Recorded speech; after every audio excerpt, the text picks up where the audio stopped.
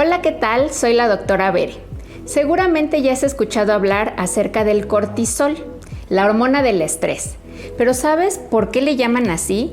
¿En dónde se produce? ¿Cuándo se produce? Y sobre todo, ¿qué pasa si no se produce en nuestro organismo? De eso vamos a hablar el día de hoy, a propósito de una enfermedad que se llama hiperplasia suprarrenal congénita.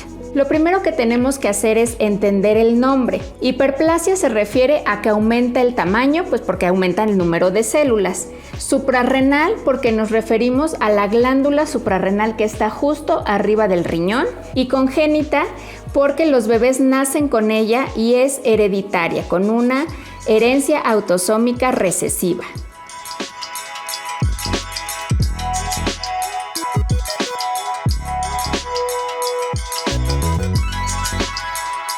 Vamos primero a explicar qué es lo que pasa normalmente en nuestro organismo para poder entender esta enfermedad.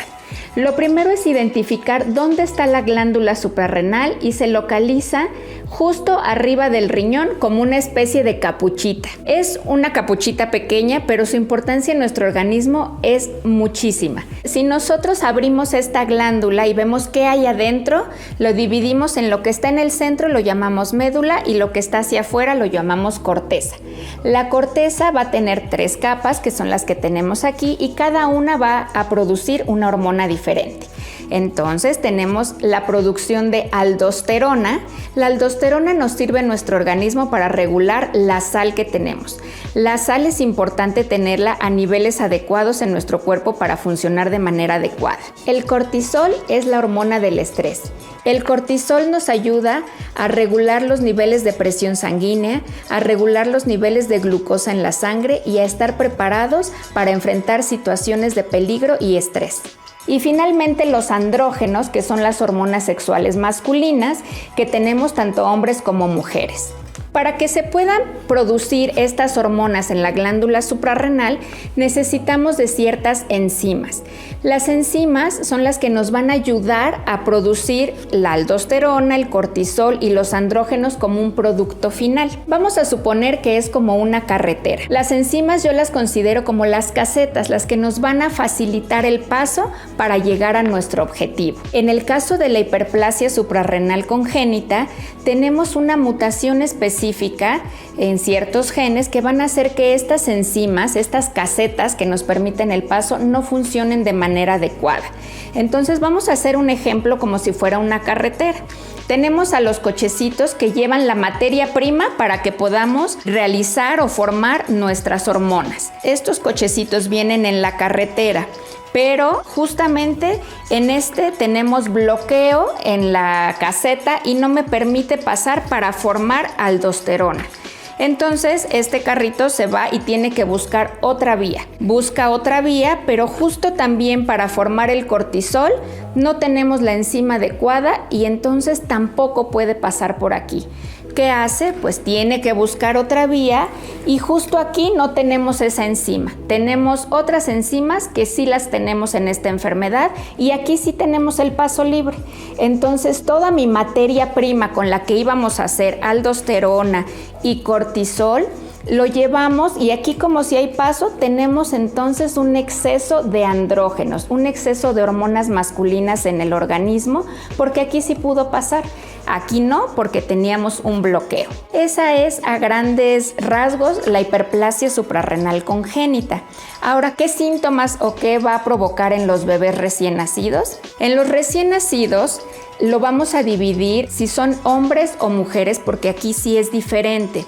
Si los bebés son femeninos, entonces, como en el ambiente intrauterino, adentro de la pancita de la mamá, van a estar expuestos a muchos andrógenos, entonces cuando se forman los genitales de esta bebé, van a estar virilizados. ¿Por qué? Porque aunque son genitales que genéticamente tienen información y programación para ser genitales femeninos, como van a estar expuestos a un ambiente intrauterino lleno de hormonas masculinas, se van a virilizar.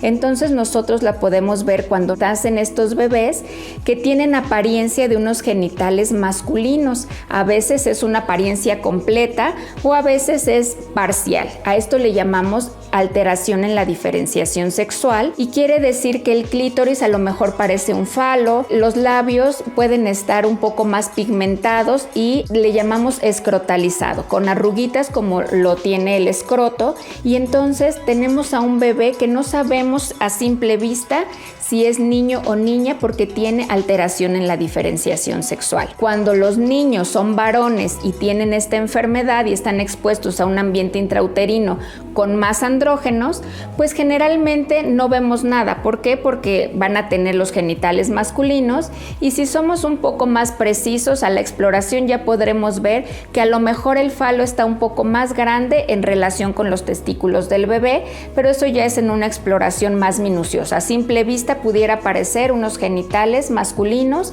normales, lo único que pudieran tener es a lo mejor hiperpigmentación del pezón como de los genitales. Tanto niños como niñas pueden tener esta hiperpigmentación de la areola y el pezón. Estos datos son a simple vista cuando el recién nacido está con nosotros. Pero la sintomatología, gracias a que no haya cortisol y aldosterona, se va a dar entre la segunda y la cuarta semana de vida del recién nacido, no se va a dar luego. ¿Qué pasa cuando no tenemos sal? Porque no tenemos aldosterona, y cuando no tenemos cortisol que nos defiende en situaciones de estrés. Los bebés van a dejar de comer, se van a deshidratar, van a estar aletargados, su nivel de azúcar va a bajar. Entonces, esta condición que puede suceder entre las 2 y 4 semanas de vida si no se ha detectado a tiempo, puede poner en riesgo la vida del bebé. Son situaciones en las que el bebé tiene que entrar a urgencias, tiene que quedarse hospitalizado, le tenemos que poner el suplemento tanto de cortisol como de aldosterona con medicamentos para poder ayudarle a sobrellevar esta enfermedad.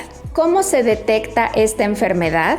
Bueno, lo más importante es que es en el tamiz metabólico neonatal, del que ya hemos platicado, y aquí otra vez remarco su importancia en realizarla en todos los recién nacidos, porque nos va a detectar este tipo de enfermedades que si no lo hacemos a tiempo, la vida de los bebés corre riesgo. Una vez que tenemos el tamiz metabólico alterado, nosotros como médicos hacemos una exploración física y dependiendo de los antecedentes también de los bebés y la exploración, entonces pedimos las pruebas confirmatorias para esta enfermedad. En el caso en el que sí sean positivos, se tiene que empezar tratamiento de manera inmediata. Lo que tenemos que hacer es suplementar con cortisol.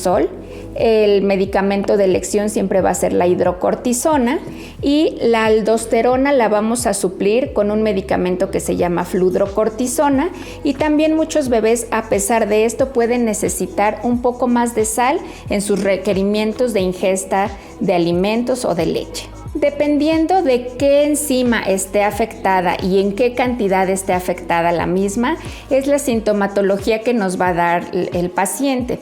Entonces, si tenemos un déficit completo, o la que más comúnmente vemos es el tipo que es perdedor de sal. Es una hiperplasia suprarrenal congénita, variedad perdedora de sal. Y esto quiere decir que sí tenemos tanto deficiencia de cortisol como de aldosterona, y tenemos que dar el suplemento durante toda la vida, tanto de hidrocortisona como de fludrocortisona. Estar checando los niveles constantemente y consulta. Si la enzima, a lo mejor tenemos otra enzima alterada o tenemos menos cantidad de esta enzima alterada, puede darnos una variedad no perdedora de sal, o incluso puede haber una hiperplasia suprarrenal congénita de presentación tardía. Quiere decir que a lo largo de la infancia, pero sobre todo en la adolescencia, es cuando apenas nos podemos dar cuenta que tienen las personas esta enfermedad. ¿Cómo pudiéramos sospecharlo? Las mujeres en la edad de la pubertad pueden tener alteraciones menstruales, pueden tener mucho vello. ¿Les suena conocido esta sintomatología? ¿Se acuerdan que ya habíamos hablado del síndrome de ovario poliquístico? Bueno, pues como platicábamos en ese video, para llegar al diagnóstico de síndrome de ovario poliquístico, primero tenemos que haber descartado otras enfermedades como una hiperplasia suprarrenal congénita tardía que pudiera estar presentando esta paciente. Es por eso que tienes que acudir con tu médico para que te hagamos una revisión, un chequeo general de cómo estás tú, cómo están tus hormonas, para llegar al diagnóstico adecuado y poder ofrecerte el mejor tratamiento. Si ya tienes un bebé con hiperplasia suprarrenal congénita, es muy importante el consejo genético en esta enfermedad, porque al ser una enfermedad autosómica recesiva quiere decir que ambos papás son portadores y podemos evitar que tenga alteración en la diferenciación sexual el siguiente bebé que estén planeando en casa.